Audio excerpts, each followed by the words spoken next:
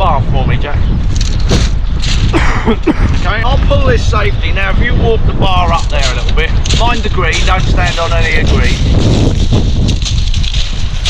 That's it, and then drop it down there for me, that's lovely. Okay, so now what will happen, if I pulled that release, what would happen if the kite wasn't looping around? And if it was looping, I want to pull it pretty quick, because if it gets more than about 5 or 6, the bar won't go out as far as it needs to. So then I may have to use this one, but I'll let it go out that far, and then the kite will turn upside down completely like those little 1.5 and fall dead from the sky.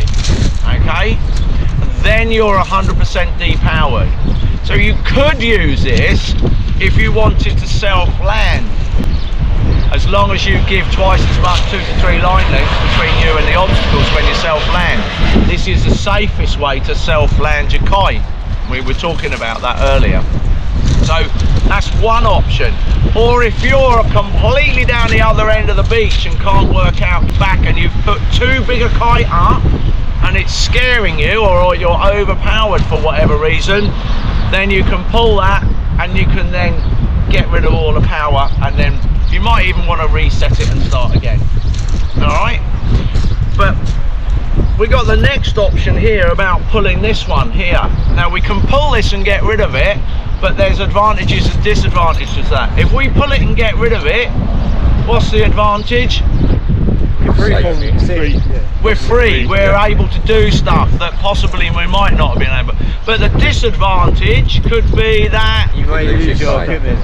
What? Your equipment. We're swimming back. Yeah, I'm swimming back. We're swimming back.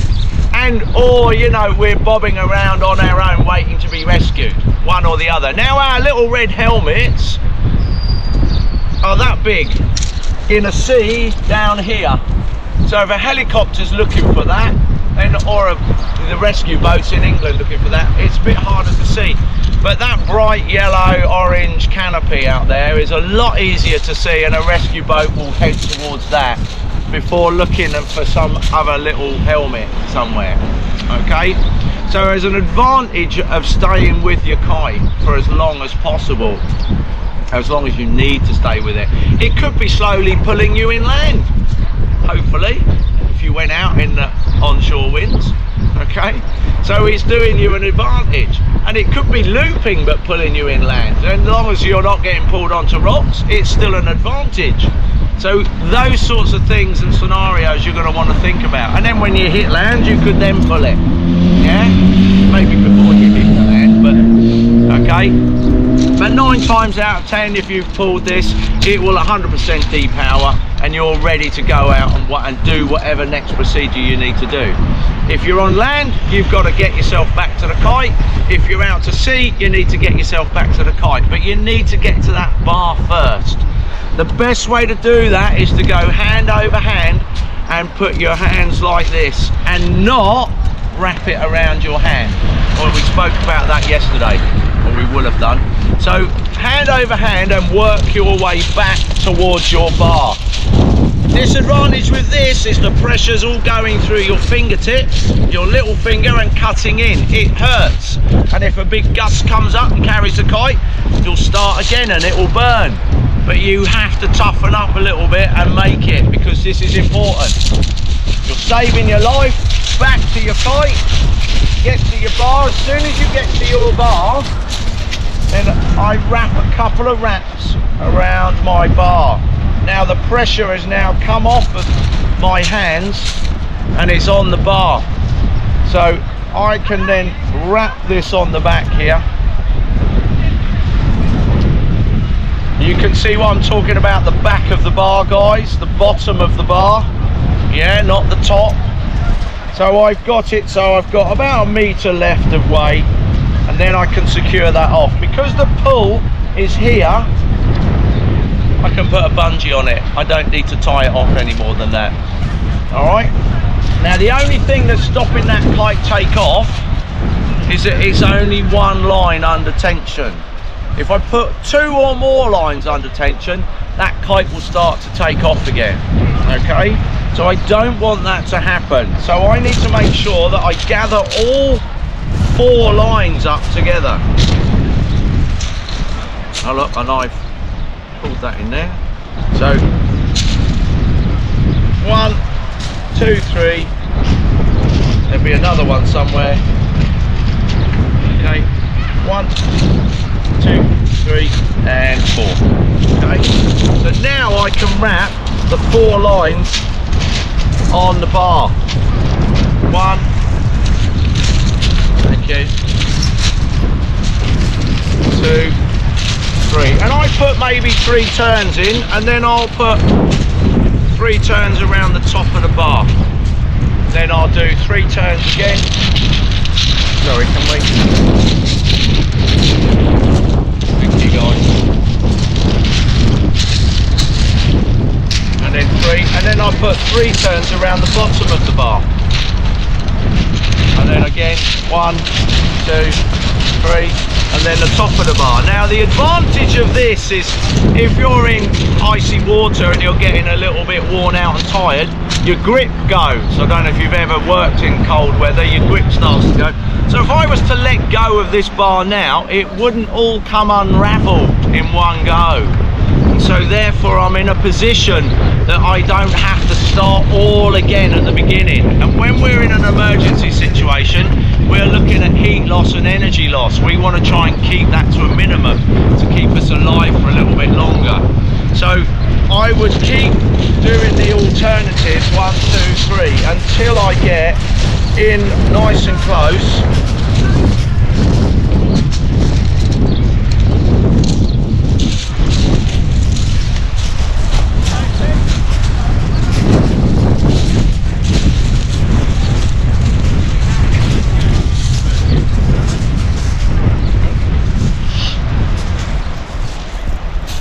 Oh, and then I've been quite close now, and I want to do a couple of other bits here. So here, when I get in this close, I'm going to want to tie this off because there's pressure on the bar here, and if I let go of this, this will all come unraveled again.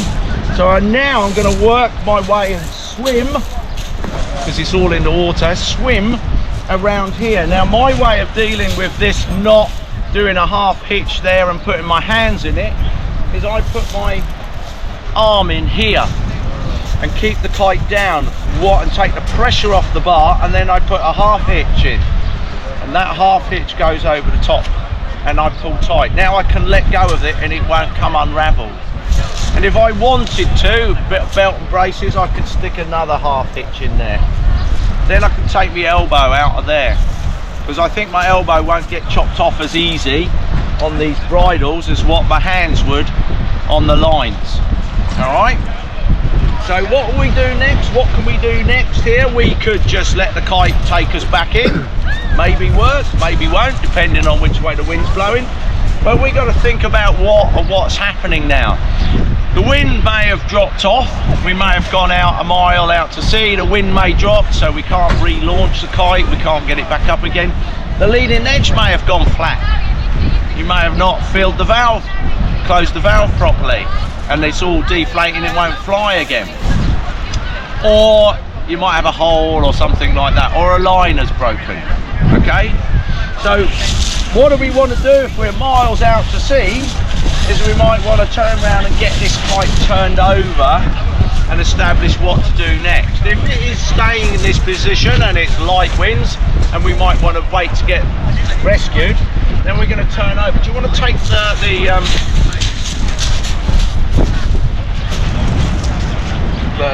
yes, those off, thank you. So if I try turning this, can we unhook that as well from that? You won't have these in the water, plants in the water, okay? Unless you're over coral. Okay. So if we go round and swim round to the middle and try turning the kite over, we're just going to push ourselves underwater. So you guys might want to just come round here a sec. The way to turn a kite over when it's in the water is to put this on your shoulder here. Feels like something on it. And you might want to move out of the way as well.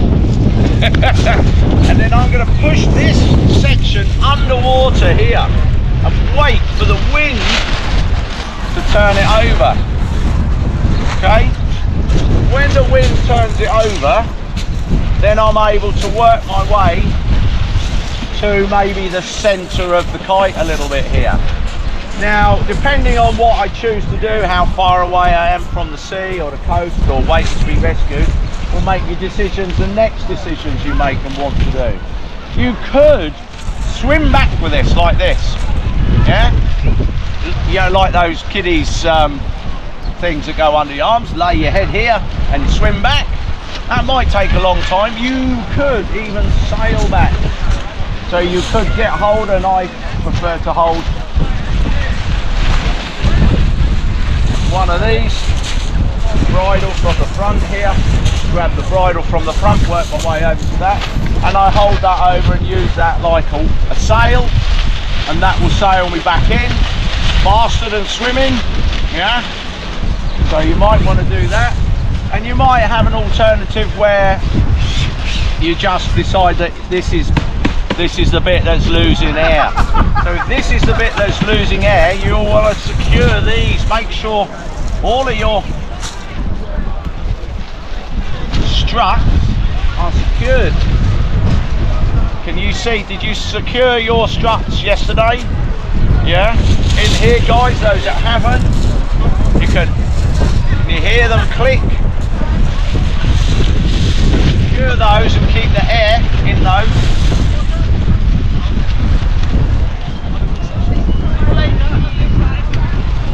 Okay, make sure that air stays in those because I might need that last bit of buoyancy, and then this one in there, and then you can deflate this leading edge or finish deflating it and roll the kite up. You might choose that as an option. You pump this up really well, guys.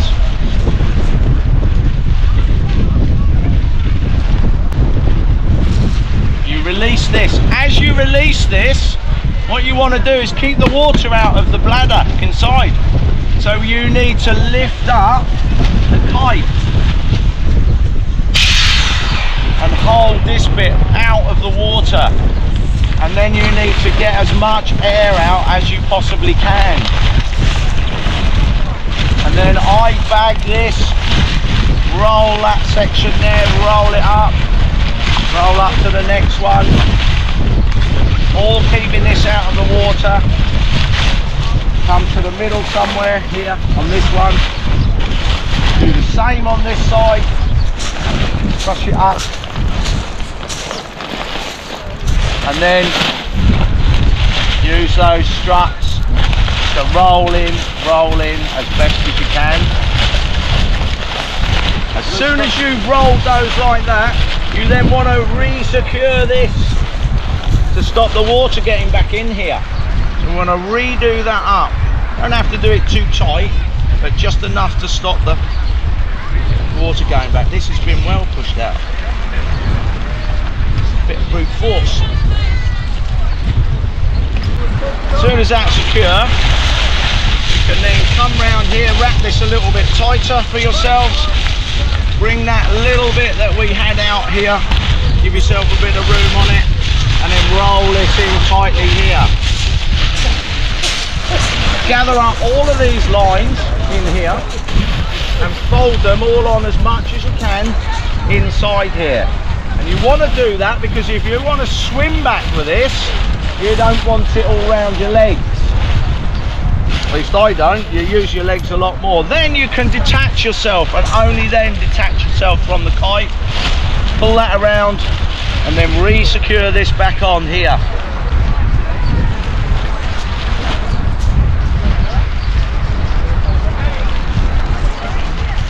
That's then re-secured back on.